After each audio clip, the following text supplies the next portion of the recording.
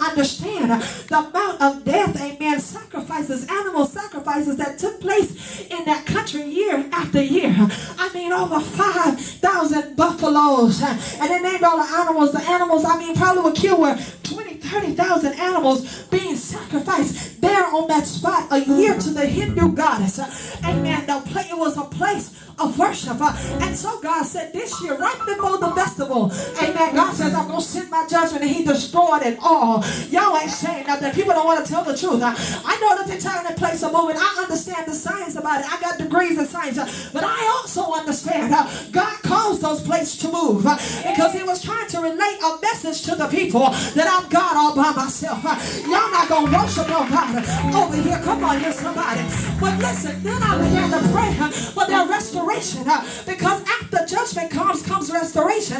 God never just leaves his people in a place of judgment.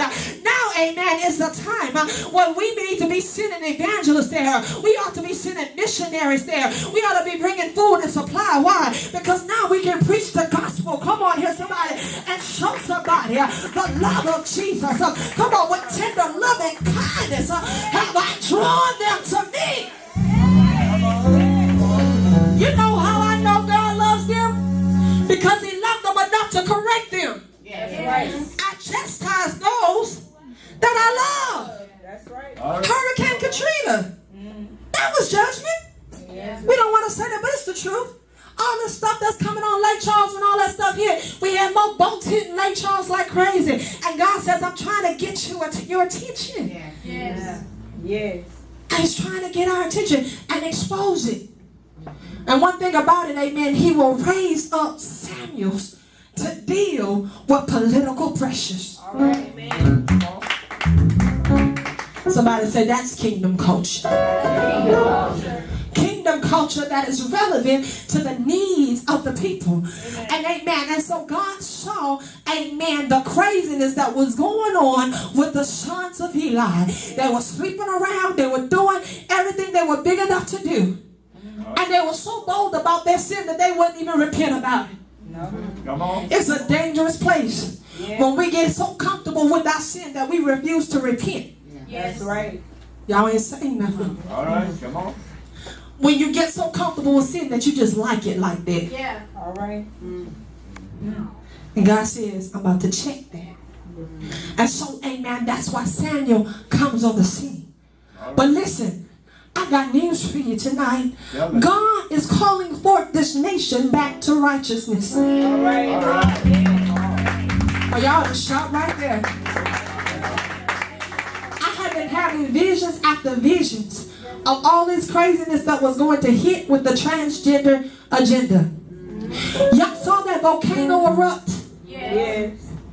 Did you notice when you saw the footage how you could see forms that were coming out of the volcano? Yes. That's right.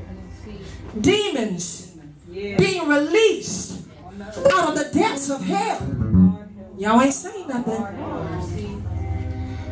Because with every dispensation, we've allowed those gates to be open. That's right. And so now those demons are coming into the earth. Now look, I need somebody to be wise. When they having this issue with transgender, you're seeing, amen, these people being abused so badly. You saw a case, amen, in Brazil. This man had changed himself to a woman, and they beat his face so bad, the guards, you couldn't recognize him. And they took his top off, which his top, amen, his chest now looks like a woman. They ripped part of his pants. They put him in there in a prison looking like that with all the men in hopes, you know what they were hoping, that these men was going to rape him. So what you have now is this is wrong and inhumane. That's right. So now you got these issues going on, and you're treating people really bad. And so now they're going to link this, as they already have in some issues, with blacks' civil rights. You remember how they were treating everybody else? Now you're treating them bad. To push the agenda of sin. That's what's happening. I assure you, as a prophetess, when I saw those demons come out of those volcanoes, I said this year will be the worst year. And you can mark it down that I said it. The worst year for transgender issues. Yes, Lord. And it's not going to just stop in the world. It's going to come after the church this year. 3 churches, said the Spirit of the Lord, will face major persecution over these issues. And I would not be surprised if one of them hits Louisiana. And you see, here's the crazy part about it is we think about these issues in California. We think about these issues outside of the Bible Belt. You know, we don't think about these issues hitting the Bible Belt. Oh, but it's about to hit the Bible Belt. It's about to hit the Bible Belt in a real way. I tell churches now, go back to your creeds when you have to issue these things with the church and your state pay documents with the state. Put those things in those articles and register them in with the articles. Because if you don't, when you're not going to want to do certain things and they say produce the bylaws and the articles of your belief, you can't support and say in paper that this is what we do and we do not do. You're going to be pending for lawsuits until they just shut you down. He that hath an ear, let them hear what the Spirit of the Lord is saying to the church. All right, come on. But listen, it's not for us to be fearful. We just have to hear the word of the Lord and prepare ourselves. I had a vision. I'm just talking to you now because I hear the Lord telling me to tell you. I don't know what's going to happen this year. And I think I told part of the embassy that at another time.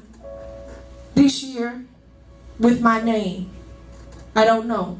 I sense it, and I don't feel like I can avoid it. But I see myself being misquoted, and I see it going viral in a very mean way on social media with this transgender issues.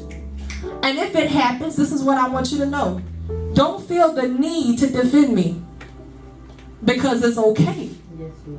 Because God told me this. When I saw the vision, He asked me a question. He said, what does it matter? And when I came to the realization, He said, now, people know you that didn't know you, and I'm going to put my beauty on it. And I saw embassy grow more than 3 times than what we are now. I believe the prophet is going to come out of it. Because all things work together for the good of them that love the Lord and are called according unto His purpose. Somebody ought to shout and bless the name of the Lord. That the Lord will call you for such a time as this. And He will extend His gift to a favor. Look at somebody and say, the King is calling me. Oh, y'all ain't saying nothing. Look at somebody else and say, the King is calling me. The King is calling me. And this little river, this little thing that I'm facing in between doesn't really matter. Come on here, somebody. I'm sorry, man. The Lord used me in that same vision to speak to somebody, and I saw tears come down their eyes. And they got delivered. And after they got delivered, I saw leaders popping up now. And then after the fact, they popped up later and decided they was going to defend the church. Come on here, somebody. You know what the problem is with the church? One day, man, the world starts scrutinizing one. We get afraid. We don't want to associate ourselves with them because we don't want, amen, us to be with them. But you got to stop being that. What is this with this fearful Christians? The devil is a liar and a loser. Amen. We talk about persecution. That ain't no real persecution. If you write a Facebook status about me in Iran, they cut people's heads off because of this gospel. That's persecution. Amen. They were just killing people left and right in all these Muslim countries. That's persecution. You writing a status about me? Yeah. Hashtag unbothered.